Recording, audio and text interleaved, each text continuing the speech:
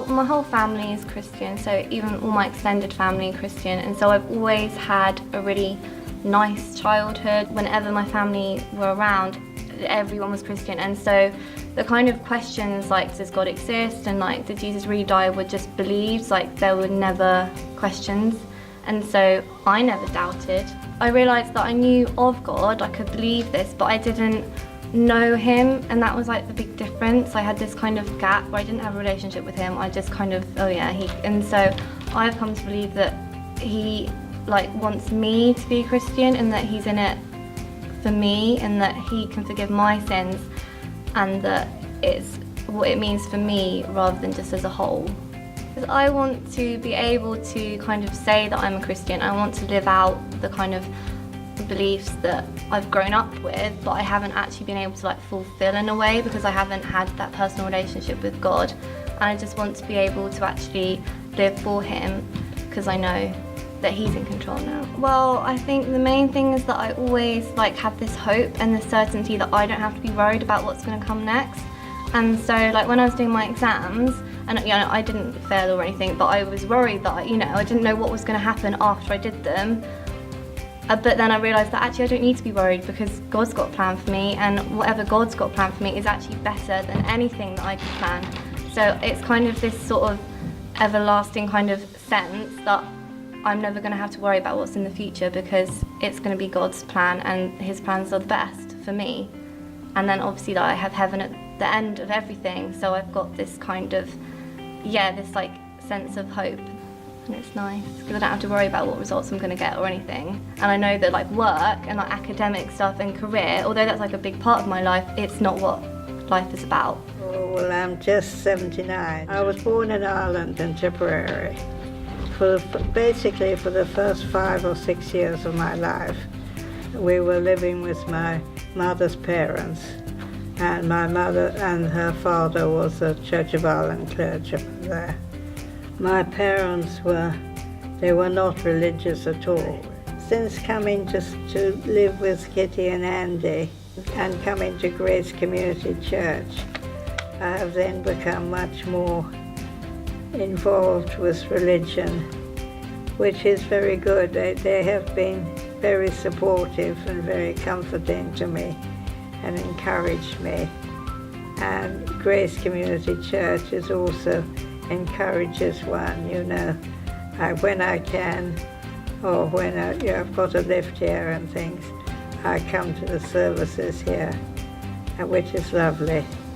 Jesus has appeared much more strongly in my sort of thoughts and things. I understand that he pardons my sins, which something I didn't think of as a child. That he will pardon me for the sins I have committed so far.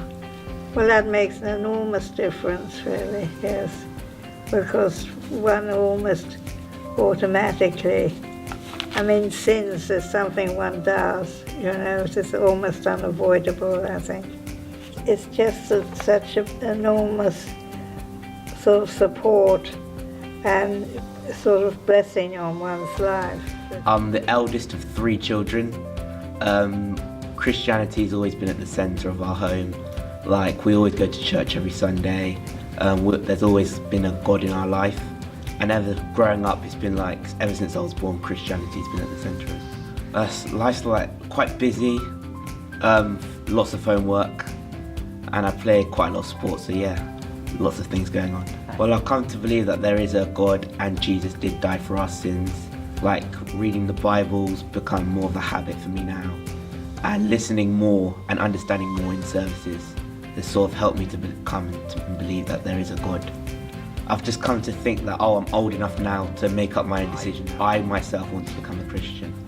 It means like giving yourself to Jesus, giving yourself to God, and saying you are a believer of God, you are a believer of Jesus. I was born into a non-Christian family, so my father is a Muslim, still a Muslim. My mom is a Christian, but I always knew I wanted to become a Christian, so when I went to secondary school, a boarding school, that's when I gave my life to Christ. It was good. As a Muslim, it was good. but it was just something, because my mom used to go to church on Sundays, and being a little girl, I wanted to go to church with my mom, but it wasn't allowed because I had to become a Muslim. But other than that, it was good. It was good. Growing up, it was knowing that Jesus was there for me. Times when things were difficult, Jesus was there. If you needed anything done or you were not sure what was going on in your life, just pray to him.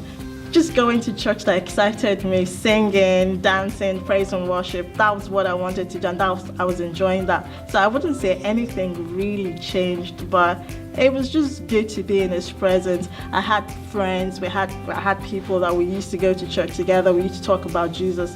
So that felt good at that time. I left the country I was born to come here to do my master's. So I came here 2008, it's about 10 years now. It's a lot of up and downs. Like, God has been really good to me. Coming to a country all by myself, everyone was back in Nigeria. It was just, I just wanted that break. I wanted to do my own thing, come here, start all over again, which I did. And I couldn't have done that if Jesus wasn't there for me. So I think Jesus helped me all the way, and just expect Jesus to come through for you. So now, growing up, well, I'm still growing, I've come to realize that Jesus died for my sins. It doesn't matter what I've done or what I'm doing, as long as I realize that, look, he's there waiting for you to just come to him. With any problem you have, he would help you. So that's what I understand, and that's what I'm holding on to. His grace upon my life. Yeah, he's been good to me. He's been faithful. Right now, we just want our daughter to be brought up, with the belief that, look, your life, you owe it to Jesus. Whatever you want to do in life, it is Jesus. You need advice, pray to Jesus, and just wait upon him. So our plan, our prayer, our hope is we'll grow up as a Christian family, deeply rooted, Jesus being the foundation of our family, and that's what we're hoping to do. See, I've always gone to church, and because there's lots of children's groups, and they tell you about God, and we sing songs and pray. It's nice. It's easy to understand God's word. They all know God, and they all love him. I believe Jesus has died for my sins, and that I can be saved, and I ask for forgiveness. I feel safe, and I feel God is watching over me. I feel loved a lot, and I've always known God, and I've always known him as my saviour. I know that God has a plan for me, and I know whatever plan it is, it will be good.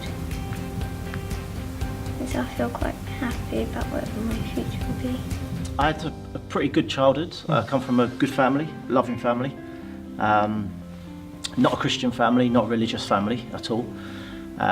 We never went to church, didn't really believe in God, the Bible, Jesus, any of that kind of stuff. Didn't really know much about it. The only stuff that I sort of picked up from was school, but I switched off when we were being taught that kind of stuff at school. So I'd make fun of, I'd ridicule. I used to think genuinely that people that believed in God were Bible bashers, weirdos, freaks, that kind of stuff. My cousins, they are all very Christian, and they grew up from a Christian home, like from birth, and their mum and dad are staunch Christians, and even my cousins used to get kind of sort of taken the mickey out of a little bit by myself, maybe my family and my friends and stuff like that. No, I experienced some things in childhood that had a traumatic effect on me, which I took into my adult life. It affected my emotional development, and later on in life, those things kind of contributed to me turning to things like drink and drugs. My life really was very selfish, very self-centered. It was all about my own instant gratification, my own financial gain. I was quite involved in petty crime. In my adult life, working nightclub doors and stuff, I got involved with drug dealing, so I was involved in more serious crime. Later on, went on to commit some very heinous crimes, I would say, that landed me in prison.